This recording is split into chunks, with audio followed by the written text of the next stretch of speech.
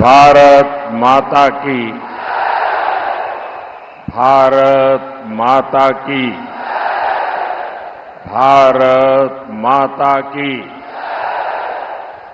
ना तेलंगाना కుటుంబ సభ్యులందరికీ నమస్కారాలు। दक्षिण काशी के भगवान राज राजेश्वर के चरणों में मेरा प्रणाम। आप सभी लोग अपना समय निकालकर मुझे आशीर्वाद देने आए हैं। मैं अभिभूत हूं, मैं सौभाग्यशाली हूं। मैं हृदय से आपका बहुत बहुत आभारी हूं। నా తెలంగాణ కుటుంబ సభ్యులారా, దక్షిణ కాశీగా పేరుగాంచినటువంటి రాజరాజేశ్వరి యొక్క పాద పద్మముల దగ్గర నమస్కరిస్తూ, నిజంగా నేను ధన్యుణ్ణి, కృతజ్ఞుణ్ణి, మీ అభిమాన పాత్రుణ్ణి. ఇంత పెద్ద ఎత్తున మీరు తరలి వచ్చి నన్ను ఆశీర్వదించినందుకు మీ అందరికీ కూడా ధన్యవాదాలు। साथियों, कल देश में तीसरे चरण का चुनाव पूरा हो गया है। तीसरे फेज में कांग्रेस और इंडी अलायंस का तीसरा फ्यूज उड़ गया है। మిత్రులారా,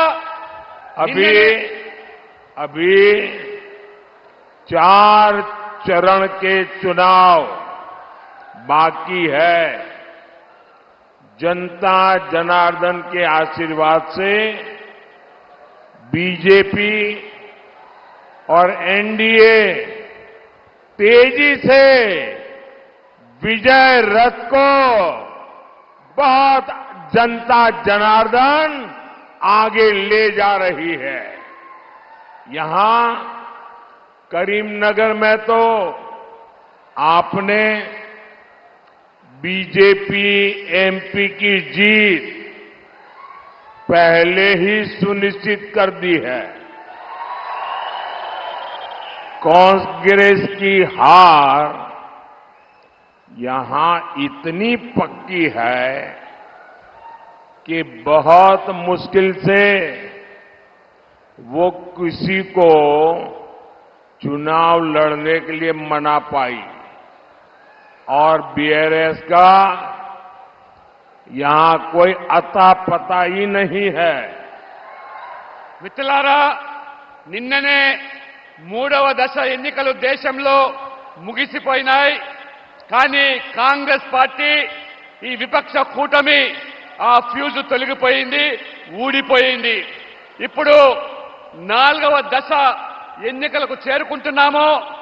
భారతీయ జనతా పార్టీ, ఎన్డీఏ యొక్క కూటమి ఈరోజు స్పష్టమైనటువంటి మెజార్టీ సాధించే దిశలో మనం ముందుకు పోతా ఉన్నాము. ఇక్కడ కరీంనగర్లో మన ఎంపీ, బీజేపీ ఎంపీ విజయము ఖాయమైపోయింది. కానీ కాంగ్రెస్ పార్టీ అతి కష్టం మీద ఎవరో అభ్యర్థిని బరిలోకి దించారు, కానీ ఓటమి కూడా ఖాయమైపోయింది. ఇక బీఆర్ఎస్ గురించి పూర్తిగా కరీంనగర్ లో అడ్రస్ అంతా కూడా గల్లంతైపోయింది।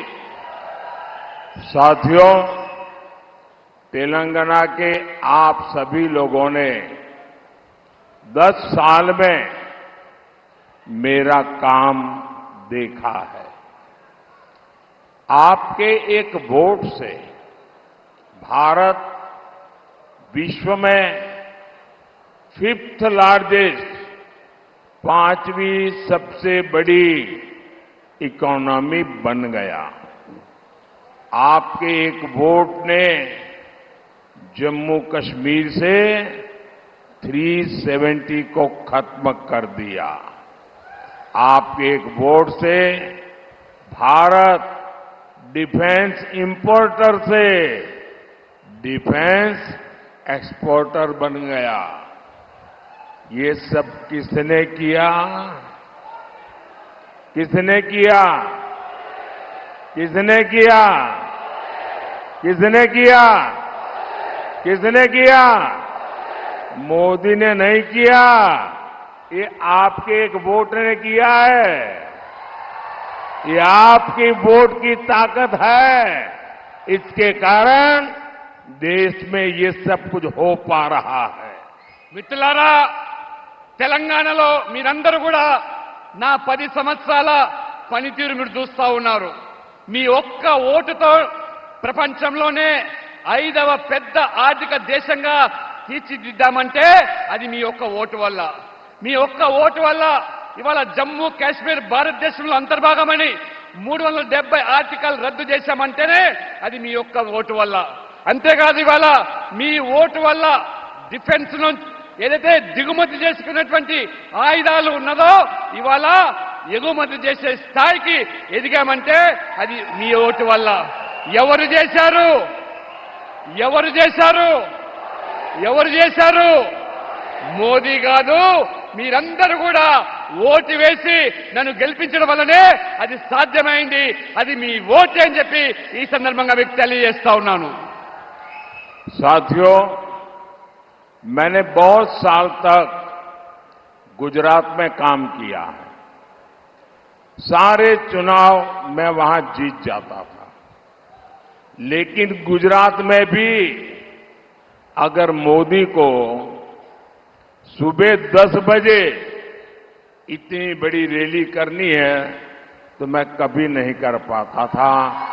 आज आपने इतनी बड़ी रैली, और मैं देख रहा हूं आपने जो मैदान तय किया है उससे बाहर भी, और अभी भी लोग आ रहे हैं। सुबह 10 बजे इतनी बड़ी रैली मैं गुजरात में भी नहीं कर सकता हूं। मैं आपको 100 सलाम करता हूं। आपने इतना बड़ा प्यार और आशीर्वाद दिया है। మిత్రులారా, నేను గుజరాత్లో 3 సార్లు ముఖ్యమంత్రిగా పనిచేశాను. గుజరాత్తో నాకున్న అనుబంధం మీ అందరికీ తెలిసిందే. కానీ ఇవాళ నేను చూస్తా ఉంటే ఆశ్చర్యం కలుగుతా ఉన్నది. ఉదయం 10 గంటలకు ఇంత పెద్ద ఎత్తున బహిరంగ సభ నిర్వహిస్తే అశేష ప్రజానికము తరలి వచ్చారంటే ఈ ప్రాంగణంలో ఉన్నటువంటి ప్రజాజనమే కాకుండా బయట కూడా ఇంత పెద్ద సంఖ్యలో వేచి ఉన్నారంటే మీ అందరికీ కూడా నేను శిరస్సు వంచి నమస్కరిస్తూ నా యొక్క అభిమానాన్ని మీకు చాటుతా ఉన్నాను. ఇవాళ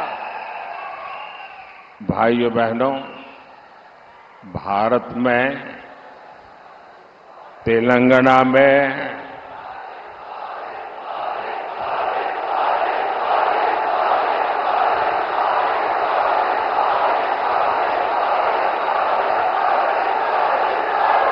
साथियों, चाहे भारत की बात हो चाहे तेलंगाना की बात हो, हमारे देश में सामर्थ्य की कभी कमी नहीं रही। लेकिन कांग्रेस सरकारों ने इतने वर्षों तक एक ही काम किया। आप मुझे बताइए, कांग्रेस ने देश के हर सामर्थ्य को तबाह किया कि नहीं किया? कांग्रेस ने देश की अर्थव्यवस्था को तबाह किया कि नहीं किया? एग्रीकल्चर और टेक्सटाइल जैसे सेक्टर, ये सदियों से भारत की ताकत थी। कांग्रेस ने उन्हें भी तबाह कर दिया। इसकी सबसे बड़ी वजह है कांग्रेस ही देश में समस्याओं की सबसे बड़ी जननी है। మిత్రులారా, కాంగ్రెస్ మనం చూస్తున్నాము దేశంలో ఎంతో సమర్థత ఉన్నా తెలంగాణలో కూడా ఇక్కడ ప్రజలకు అనేక రంగాల్లో కూడా సమర్థత ఉన్నా మరి ఈ కాంగ్రెస్ పార్టీ మరి ఈ సమర్థత ఉన్నటువంటి ఈ యొక్క వ్యవసాయ రంగాన్ని కానివ్వండి, ఆర్థిక రంగాన్ని కానివ్వండి ఏ రకంగా అణిచివేసి కేవలం ఒక సమస్యల వలయంగా మార్చినటువంటి పార్టీ ఏదైనా ఉందంటే అది కాంగ్రెస్ పార్టీ మాత్రమే అని చెప్పి నేను తెలియజేస్తా ఉన్నాను. भाइयों बहनों, पिछले 10 वर्षों में एनडीए ने हर सेक्टर को, भाजपा और एनडीए ने हर सेक्टर को आगे बढ़ाने का काम किया है. हम फार्मिंग सेक्टर को मॉडर्नाइज कर रहे हैं.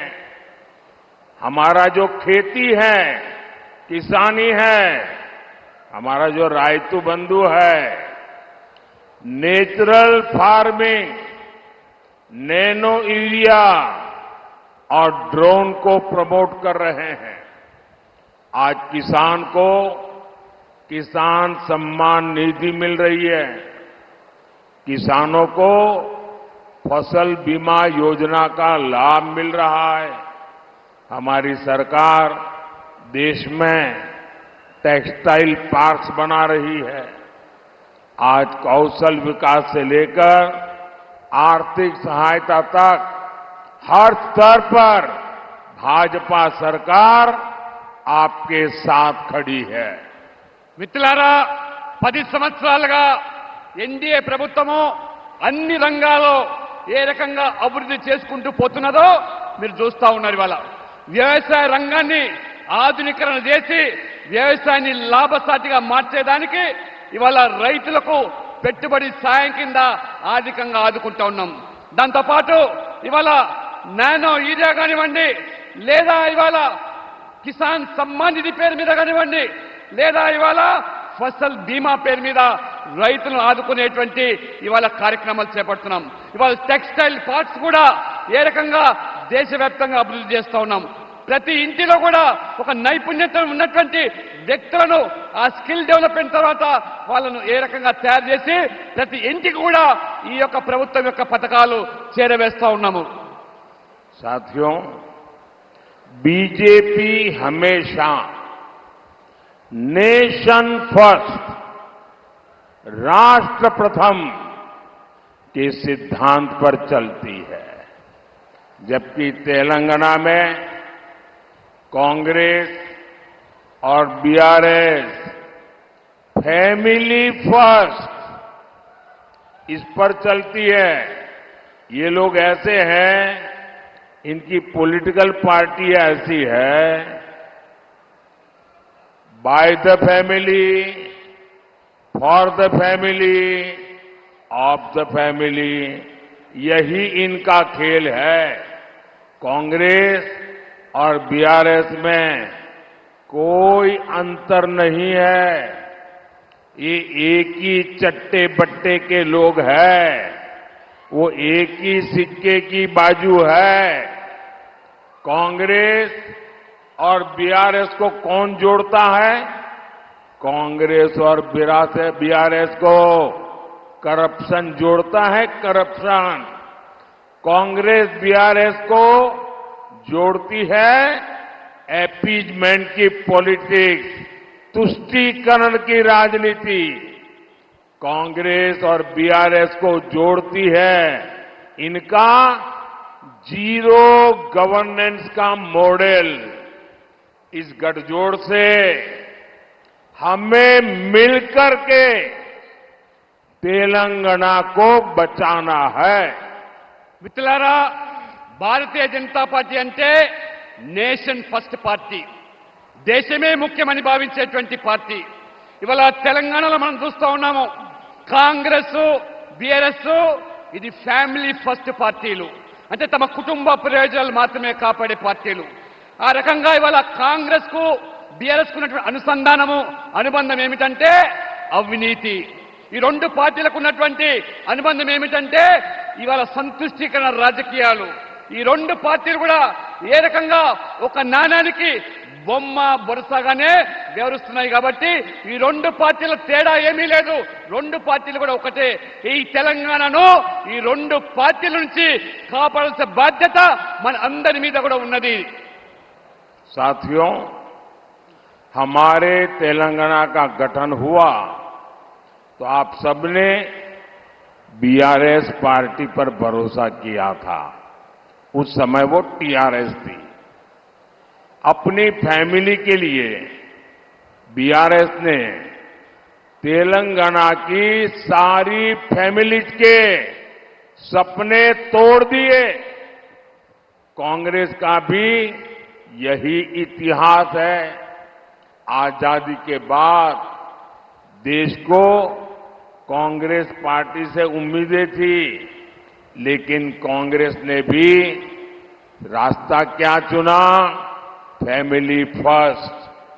देश तो डूब गया और वे देश डूबे तो डूब जाए, लेकिन इनकी फैमिली को कोई फर्क नहीं पड़ता. మిత్రులారా, తెలంగాణ ఏర్పడ్డప్పుడు మనమందరం కూడా భావించాము బీఆర్ఎస్ తెలంగాణకేదో సాధిస్తుందని చెప్పి, తెలంగాణకేదో మేలు చేస్తుందని చెప్పి. కానీ తీరా చూస్తే ఈ బీఆర్ఎస్ పార్టీ ఆ యొక్క కుటుంబం కోసం, మన తెలంగాణ ప్రజల కుటుంబాలన్నీ కూడా ఏ రకంగా పణంగా పెట్టి ఆ కుటుంబ ప్రయోజనాల కోసమే పాటుపడ్డదో ఈ 10 సంవత్సరాల అనుభవంతో మనం ఇవాళ ఆవేదన వ్యక్తం చేస్తున్నాం. కాంగ్రెస్ స్వాతంత్రం వచ్చిన తర్వాత కాంగ్రెస్ ఏదో మేలు చేస్తుందని ఆ రోజు మనం భావించాం. కానీ కాంగ్రెస్ కూడా వారి యొక్క కుటుంబ ప్రయోజనాలే ముఖ్యమని చెప్పి ఏ రకంగా దేశాన్ని ఇవాళ దోచుకున్నదో, ఆ దేశం ఏమైనా పర్వాలేదు కానీ నా కుటుంబం బాగుంటుంది అని చెప్పి ఆ రకంగా కాంగ్రెస్ వంశపారపర రాజకీయాలకు ఏ రకంగా తెరలేపిందో మనం ఇవాళ కల్లారా చూస్తా ఉన్నాం. फैमिली फर्स्ट की इसी नीति की वजह से कांग्रेस ने पीवी नरसिम्हा राव जी का भी अपमान किया. उनके निधन के बाद उनके पार्थिव शरीर का भी अपमान किया. कांग्रेस दफ्तर में एंट्री तक नहीं दी. ये बीजेपी एनडीए सरकार है जिसने पीवी नरसिम्हा राव जी को भारत रत्न से सम्मानित किया. और मेरे लिए बहुत सुखद है कि कल ही मुझे उनके पूरे परिवार के साथ मुलाकात करने का, पीवी नरसिम्हा राव जी के बारे में बहुत कुछ सुनने का सौभाग्य मिला. बहुत देर तक उनके परिवार की 2-2, 3-3 पीढ़ी के साथ मैं बैठा. मैं गर्व महसूस कर रहा था कि एक परिवार ने, नरसिम्हा राव जी ने देश के लिए कितना कुछ किया और कांग्रेस ने उनके साथ कैसा व्यवहार किया. మిత్రులారా, కాంగ్రెస్ పార్టీ ఫ్యామిలీ ఫస్ట్ అంటే నిజంగా ఆ కాంగ్రెస్ పార్టీలో ఉన్నటువంటి పివి నరసింహారావు గారు ఒక గొప్ప వ్యక్తి, మేధావి. ఏ రకంగా కాంగ్రెస్ పార్టీ ఆ పివి నరసింహారావు గారిని అవమానపరిచిందో మనందరికీ తెలిసిందే. చివరికి తన మరణం తర్వాత ఆ పార్థివ శరీరాన్ని కూడా కాంగ్రెస్ కార్యాలయం తీసుకురాకుండా ఏ రకంగా బయటికి నెట్టేసి తరలించారో ఇదంతా కూడా మనం కల్లారా చూశాం. ఆ రకంగా ఆ అవమానాలకు కాంగ్రెస్ పార్టీ పివి నరసింహారావును గురి చేస్తే భారతీయ జనతా పార్టీ ఎన్డీఏ ప్రభుత్వము వారిని, పివి నరసింహారావు గారిని ఏ రకంగా భారత రత్న అవార్డు ఇచ్చి గౌరవించామో అది మన యొక్క సంస్కృతి. ఆ రకంగా మరి నిన్న వారి యొక్క కుటుంబ సభ్యులను హైదరాబాద్ లో 3 తరాల ఆ కుటుంబ సభ్యులను కలిసే అవకాశం వచ్చినప్పుడు పివి నరసింహారావు గురించి, వారి చరిత్ర గురించి, వారి ఖ్యాతి గురించి అనేకమైనటువంటి అనుభవాలు పంచుకోవడము నిజంగా నాకు చాలా సంతోషదాయకంగా ఉన్నది. साथियों, करप्शन, ये करप्शन एक ऐसी फेविकोल है जो कांग्रेस और बीआरएस का कॉमन कैरेक्टर है। ये दोनों एक दूसरे पर भ्रष्टाचार के आरोप लगाते हैं, लेकिन बैकडोर से दोनों ही एक ही करप्शन सिंडिकेट का हिस्सा है। आप मुझे बताइए, बीआरएस वाले कांग्रेस पर कैश फॉर वोट का आरोप लगाते थे ना, लेकिन जब तक वो सत्ता में रहे कभी जांच करवाई क्या? कांग्रेस विपक्ष में थी तो बीआरएस पर कालेश्वरम घोटाले का आरोप लगाती थी या नहीं लगाती थी? ये आए दिन हंगामा भी करते थे, लेकिन इतने दिन से तेलंगाना में कांग्रेस सरकार है, इन्होंने कालेश्वरम घोटाले की कोई जांच अभी तक नहीं करवाई, क्योंकि दोनों एक ही करप्शन सिंडिकेट का हिस्सा है। మిత్రులారా, కాంగ్రెస్ బీఆర్ఎస్ ఈ అవినీతిలో కుంభకోణంలో ఏమాత్రం కూడా ఇద్దరిలో తేడా లేదు. ఆ రోజు మరి కాంగ్రెస్ పార్టీ ప్రతిపక్షంలో ఉన్నప్పుడు ఏ రకంగా బీఆర్ఎస్ యొక్క అవినీతి గురించి మాట్లాడారు, అదే రకంగా మరి బీఆర్ఎస్ పార్టీ ఆనాడు ఓట్ ఫర్ నోట్ కేసులో కాంగ్రెస్ నాయకులు చిక్కిన తర్వాత మళ్ళీ ఇప్పటి వరకు కూడా దాని మీద విచారణ లేదు, దర్యాప్తు లేదు. కానీ ఒకరినొకరు కాపాడుకునే ప్రయత్నం. ఈ రోజు మరి కాంగ్రెస్ పార్టీ ప్రతిపక్షంలో ఉన్నప్పుడు కాళేశ్వరం అవినీతి గురించి, కాళేశ్వర కుంభకోణం గురించి రోజు మాట్లాడిన వీరు ఇవాళ విచారణ జరపకుండా, దర్యాప్తులు జరపకుండా ఏ రకంగా ఒకరిని ఒకరు కాపాడుకునే ప్రయత్నం చేస్తున్నారో, ఇద్దరు కూడా తోడు దొంగలే ఈ అవినీతిలో, ఇద్దరు కూడా సిండికేట్ సభ్యులే అని చెప్పి కూడా ఈ సందర్భంగా నేను మీకు తెలియజేస్తా ఉన్నాను. साथियों, इन दिनों तेलंगाना से लेकर दिल्ली तक डबल आर टैक्स की बहुत चर्चा हो रही है।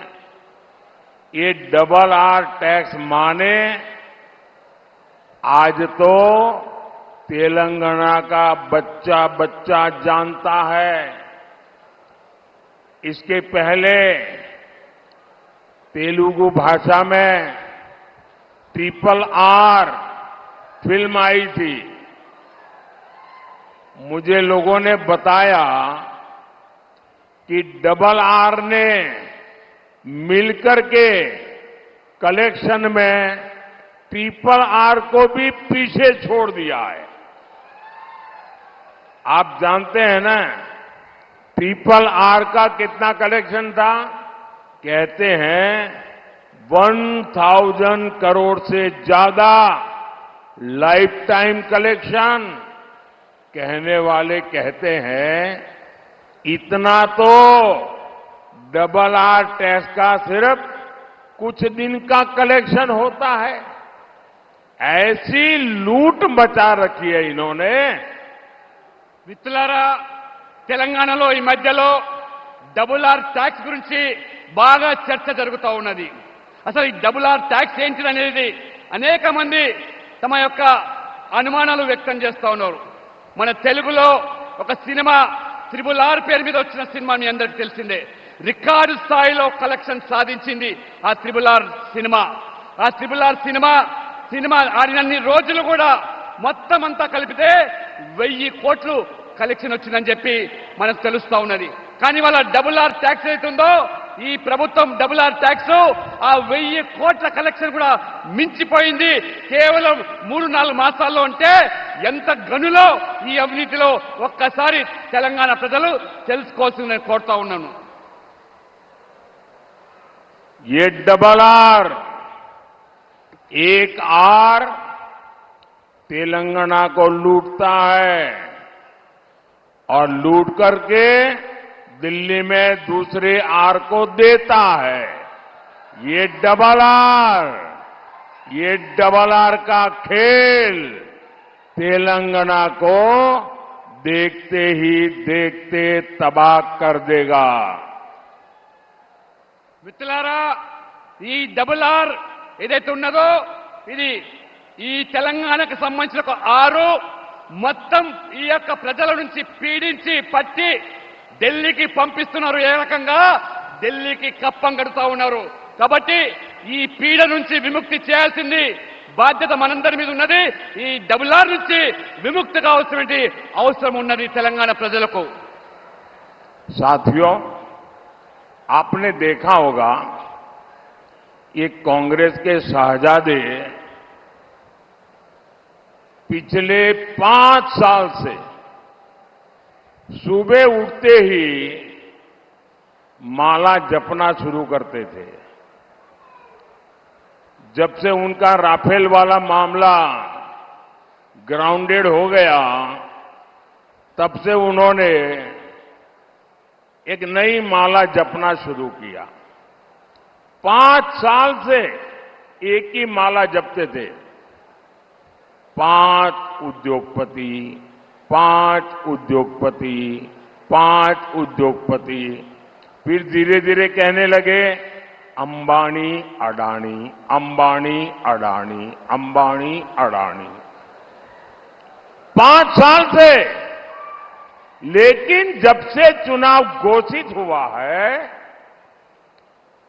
इन्होंने अंबानी अडानी को गाली देना बंद कर दिया। मैं आज तेलंगाना की धरती से पूछना चाहता हूं, जरा ये शहजादे घोषित करें कि इस चुनाव में ये अंबानी अडानी से कितना माल उठाया है, काले धन के कितने बोरे भर करके रुपये मारे हैं, क्या टेम्पो भर करके नोटे कांग्रेस के लिए पहुंची है क्या सौदा हुआ है। आपने रातों रात अंबानी अडानी इनको गाली देना बंद कर दिया। जरूर दाल में कुछ काला है। 5 साल तक अंबानी अडानी को गाली दी और रातों रात गालियां बंद हो गई। मतलब कोई न कोई चोरी का माल टेम्पो भर भर करके आपने पाया है। మిత్రులారా, ये जवाब देना पड़ेगा देश को। మిత్రులారా, ఈ యువరాజు మీ అందరికీ తెలుసు యువరాజు ఎవరు. గత 5 సంవత్సరాలుగా ఒకటే కొంగ జపము, దొంగ జపము. పారిశ్రామికవేత్తలు అంబానీ అదానీ పేరు మీద పొద్దున్న లేస్తే వాళ్ళ మీద విమర్శలు, వాళ్ళ మీద ఏ రకంగా మరి దాడులు చేశారో మీరందరూ గమనించాలి. ఉన్న పలంగా ఎన్నికల ప్రకటన రాగానే ఇవాళ అంబానీ అదానీ మీద విమర్శలు లేవు. అంబానీ గురించి మాట్లాడతలేరు, అదానీ గురించి మాట్లాడలేదు. ఏమి మతలబు జరిగింది, ఏ ఇద్దరి మధ్యలో ఏమి వాళ్లకు లావాదేవీలు జరిగినాయో తెలంగాణ ప్రజలు అర్థం చేసుకోవాలి. ఆ నల్లధనాన్ని ఇవాళ ఏ రకంగా కాంగ్రెస్ పార్టీ పోగు చేసుకుంటున్నదో, ఇవాళ టెంపోల నిండా డబ్బులు పోగు చేసుకొని కాంగ్రెస్ చేరిందా అనేటువంటి అనుమానాలు వ్యక్తమవుతున్నాయి. కాబట్టి ఇవాళ తెలంగాణ ప్రజలు గమనించాలి, ఏ బెదిరింపులకు పాల్పడి ఏ యొక్క మరి ధనాన్ని కూడగట్టుకోవడానికి వీళ్ళ యొక్క ఆకృత్యాలు కొనసాగుతున్నాయో కాంగ్రెస్ పార్టీవి ఒక్కసారి మీరందరూ కూడా అర్థం చేసుకోవాల్సిందిగా కోరుతా ఉన్నాను. साथियों, कांग्रेस और बीआरएस के बीच जो अपीजमेंट का बॉन्ड है वो बहुत मजबूत है। इतने वर्षों से इन दोनों ने जैसे हैदराबाद को एमआईएम को लीज पर दे रखा था, पहली बार किसी ने एमआईएम को चुनौती दी तो बीजेपी ने दी। बीजेपी की चुनौती से एमआईएम तो घबराई हुई है, उससे ज्यादा कांग्रेस और बीआरएस घबराए हुए हैं। हैदराबाद में दोनों पार्टियां एमआईएम को जितवाने में लगी है, दोनों उनको साथ दे रही है। మిత్రులారా, కాంగ్రెస్ పార్టీ బీఆర్ఎస్ పార్టీ ఈ రెండు పార్టీలు బుజ్జగింపు రాజకీయాలు, సంతుష్టికరణ రాజకీయాలు ఏ రకంగా వీళ్ళ మీద ఒక బాంధవ్యం నెలకొన్నదో అది పటిష్టమైనటువంటి అది బాంధవ్యం. ఈ రోజు ఇన్ని సంవత్సరాల తర్వాత, ఇన్ని దశాబ్దాల తర్వాత హైదరాబాద్ లో ఈ యొక్క మరి ఎంఐఎం కు ఈ రెండు పార్టీలు పూర్తిగా హైదరాబాద్ ను వారికి దారాదత్తం చేశారు. మొదటిసారిగా ఇవాళ ఎంఐఎం కు ఇవాళ కంపరం పుడుతూ ఉన్నది, ఎంఐఎం కు ఆందోళన కలుగుతా ఉన్నది. ఇవాళ భారతీయ జనతా పార్టీ హైదరాబాద్ లో ఎంఐఎం కు ధీటైనటువంటి పోటీ ఇవ్వడం వల్ల ఏ రకంగా బీఆర్ఎస్ కాంగ్రెస్ రెండు పార్టీలు కలిసి ఎంఐఎం ను గెలిపించడానికి ఎన్ని పన్నాగాలు పడుతున్నారో, ఎన్ని కుట్రలు పడుతున్నారో ఇవాళ ఎంఐఎం అయితే పూర్తిగా ఇవాళ మళ్ళా చిట్టిపోతా ఉన్నది, పూర్తిగా ఆందోళన వ్యక్తం చేస్తున్నది. దానికి మించి ఇవాళ కాంగ్రెస్ బీఆర్ఎస్ కూడా ఎక్కడ ఎంఐఎం ఓడిపోతాయనేటువంటి బాధను వారు వ్యక్తం చేస్తా ఉన్నారు. साथियों, कांग्रेस पार्टी के तुष्टीकरण की कीमत सबसे ज्यादा एससी, एसटी और बीसी समाज को चुकानी पड़ती। अब कांग्रेस फिर एक बार इस समाज के खिलाफ षड्यंत्र कर रही है। बाबा साहब आंबेडकर ने आरक्षण दिया, आरक्षण का अधिकार दिया, संविधान के तहत दिया। हमारा संविधान भी रिलीजन के आधार पर, संप्रदाय के आधार पर रिजर्वेशन के खिलाफ है। बाबा साहब आंबेडकर भी संप्रदाय के आधार पर रिजर्वेशन के खिलाफ रहे हैं, लेकिन कांग्रेस आपका रिजर्वेशन छीनकर, आप में डाका डालकर, आप में से लूट चलाकर आपको बाबा साहब आंबेडकर ने जो रिजर्वेशन दिया है वो छीनकर अपने वोट बैंक को देना चाहती है। कल ही इंडी एलायंस के एक बड़े चेहरे ने खुलेआम कहा है कि मुसलमानों को रिजर्वेशन देना चाहिए, और वो कहते हैं सिर्फ देना चाहिए था नहीं, पूरा का पूरा देना चाहिए। यानी एससी, एसटी, बीसी समाज को आज जितना रिजर्वेशन मिल रहा है ये छीन करके, पूरी तरह छीन करके मुस्लिमों को देना चाहते हैं। इसलिए ये लोग मादिगा समाज को भी उनका हक दिए जाने के खिलाफ है। మిత్రులారా, కాంగ్రెస్ పార్టీ ఈ సంతుష్టికర రాజకీయాలు ఏ స్థాయికి ఇవాళ వెళ్ళాయంటే, ఇవాళ డాక్టర్ బాబాసాహెబ్ అంబేద్కర్ రాజ్యాంగంలో పొందుపరిచినటువంటి సామాజిక వివక్ష గురైనటువంటి ఎస్సీ, ఎస్టీ, బీసీలకు ఉన్న రిజర్వేషన్లను ఏ రకంగా గండి కొట్టి అవి కేవలము ఓటు బ్యాంకు రాజకీయాల్లో భాగంగా ముస్లింలకే చెందాలని చెప్పి ఇవాళ కాంగ్రెస్ నాయకులు మాట్లాడుతున్నారు.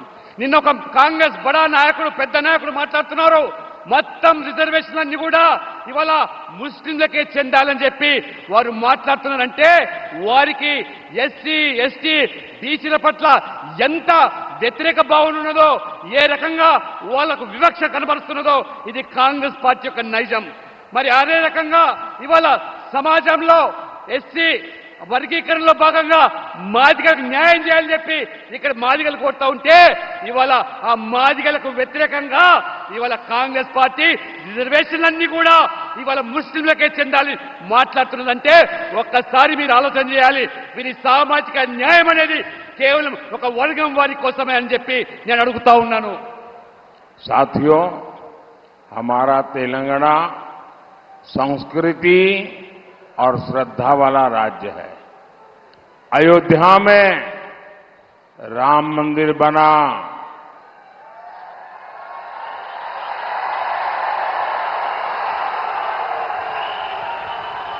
अयोध्या में राम मंदिर बना, उसके स्तंभ और दरवाजे के लिए जो जरूरी चीजें थी वो हमारे तेलंगाना के लोगों ने भेजी है. वो दरवाजे आज मंदिर की शोभा बढ़ा रहे हैं. आज देश का हर व्यक्ति अयोध्या में राम लला की झलक पाना चाहता है. लेकिन कांग्रेस पार्टी के मंसूबे जानते हैं क्या है? आप मुझे बताइए, राम मंदिर बनने से आप लोग खुश हैं ना? राम मंदिर से आप लोग खुश हैं ना? आपको आनंद हुआ कि नहीं हुआ? लेकिन कांग्रेस पार्टी दुखी है. कांग्रेस पार्टी गुस्से में है. कांग्रेस पार्टी राम मंदिर में ताला डलवाना चाहती है. और ये खुलासा कांग्रेस में शाही परिवार के पूर्व सलाहकार ने किया है. उन्होंने बताया, कांग्रेस के शाहजादे कोर्ट का फैसला पलटकर राम मंदिर निर्माण रोकने की प्लानिंग कर रहे थे. उन्होंने अपने करीबियों से एक मीटिंग में कहा था कि कांग्रेस सरकार आएगी तो ये कोर्ट का फैसला पलट देंगे. आप मुझे बताइए, कांग्रेस के इन इरादों को जवाब मिलेगा कि नहीं मिलेगा? जोरदार जवाब मिलेगा. कांग्रेस को तेलंगाना में साफ कर देंगे. राम मंदिर की रक्षा करने के लिए क्या तेलंगाना कांग्रेस को साफ करेगी? उन्होंने, उनके साथी ने कहा है कि राम मंदिर का निर्णय उलटने वाले हैं. क्या उलटने देंगे? మిత్రులారా, మన తెలంగాణ ప్రజల యొక్క భక్తి శ్రద్ధలు విశ్వాసము మొత్తం ఇవాళ దేశం గమనిస్తా ఉన్నది. అయోధ్యలో ఒక భవ్యమైనటువంటి రామ మందిరం నిర్మాణం అయితే ఆ రామ మందిర నిర్మాణానికి, ఆ ఆలయానికి తెలంగాణ నుంచే, మన తెలంగాణ ప్రాంతం నుంచి దానికి తలుపులు పంపించారు. ఆ తలుపులు ఇవాళ ఆ మందిరానికి ఎంత శోభనిస్తున్నాయో ఇది తెలంగాణ భక్తుల వాళ్ళ శ్రద్ధతో ఏర్పాటు చేసిన తలుపులు. ఆ రకంగా మొత్తం ప్రజలందరూ కూడా రామ మందిర నిర్మాణంతో సంతోషాన్ని వ్యక్తం చేస్తూ ఉంటే కాంగ్రెస్ పార్టీ మాత్రము ఈర్ష్య, ద్వేషము, ఆ రకంగా ఈ మందిర నిర్మాణం కాకుండా ఉంటే బాగుండేదని కోర్టు తీర్పుల ద్వారా ఏదైతే భవ్యమైన రామ మందిర నిర్మాణం అయిందో, కాంగ్రెస్ అధికారంలోకి వస్తే ఆ కోర్టు తీర్పును కూడా పునర్పరిశీలిస్తామనేటువంటి వ్యాఖ్యలు చేస్తాను. అంటే ఆ యొక్క కాంగ్రెస్ యొక్క రాచరికమైనటువంటి వ్యవస్థ, ఆ యువరాజు కుటుంబం ఇవాళ ఏ రకంగా మన భక్తుల యొక్క మనోభావాలు దెబ్బతీసే విధంగా జరుగుతుందో అటువంటి కాంగ్రెస్ పార్టీకి తెలంగాణ ప్రజలు బుద్ధి చెబుదామా లేదా? ఒకసారి ఆలోచన చేయండి. బుద్ధి చెబుదామా? బుద్ధి చెబుదామా? కాబట్టి ఈ కాంగ్రెస్ ప్రభుత్వానికి బుద్ధి చెప్పాలంటే తెలంగాణ ప్రజలు ఏకమై ఆ రామ మందిరాన్ని కూడా కాపాడుకోవాల్సిన బాధ్యత మన మీద ఉన్నది. साथियों, आने वाली 13 मई 13 मई कांग्रेस बीआरएस के पापों का हिसाब लेना है. करीमनगर से बंडी संजय कुमार, पेद्दापल्ली से गोमासा श्रीनिवास और आदिलाबाद से गोडम नागेश, ये मेरे 3 साथी, आप इनको जिताकर दिल्ली में मेरी मदद कीजिए। ये दिल्ली आएंगे तो मोदी को मजबूत करेंगे और आप जब इनको एक वोट देंगे ना तो वोट सीधा सीधा मोदी को जाएगा।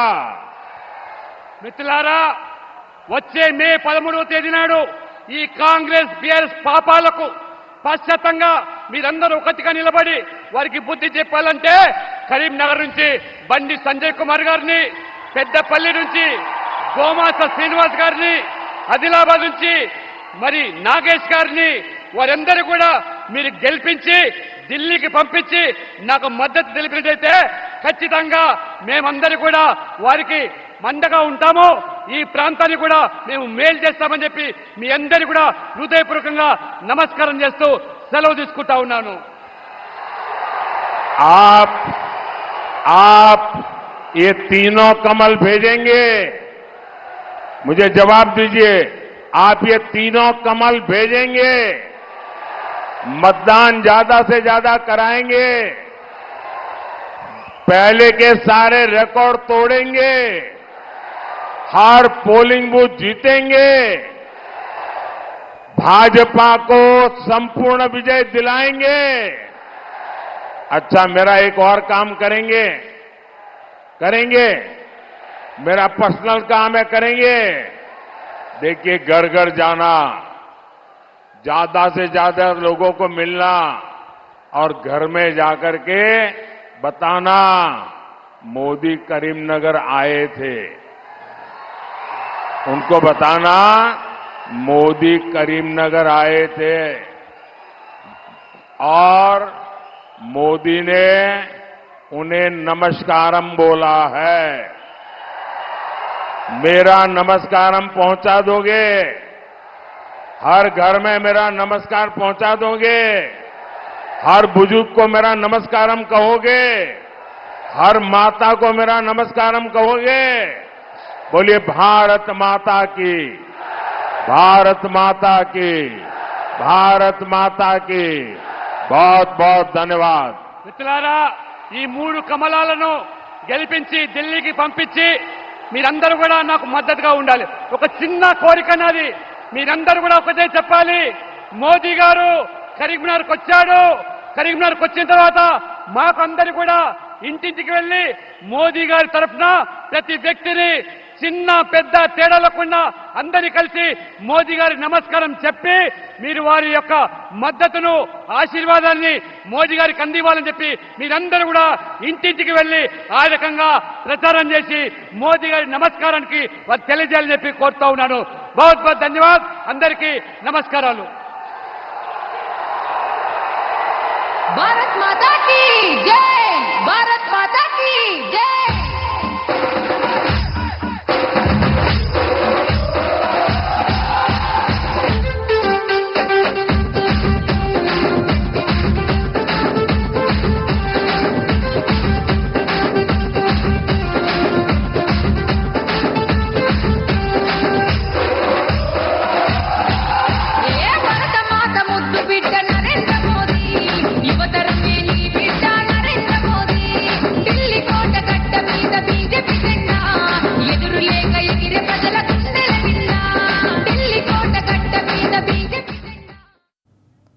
రైట్, వేములవాడ నుంచి ప్రధాని మోదీ లైవ్ చూసాం. ఇప్పటివరకు ఆర్ఆర్ ట్యాక్స్ అంటే తెలంగాణలో ప్రతి ఒక్కరికి తెలుసన్నారు ప్రధాని. వసూళ్లలో RRR సినిమాను ఆర్ఆర్ ట్యాక్స్ మించిపోయిందన్నారు. RRR సినిమా 1000 కోట్లు సాధిస్తే ఆర్ఆర్ మాత్రం కొన్ని రోజుల్లోనే దాటేసిందన్నారు. ఆర్ఆర్ నుంచి తెలంగాణకు విముక్తి చేయాలన్నారు. అంబానీ, అదానీని ఇన్నాళ్లు విమర్శించిన కాంగ్రెస్ ఇప్పుడు ఆపేసిందన్నారు. అంబానీ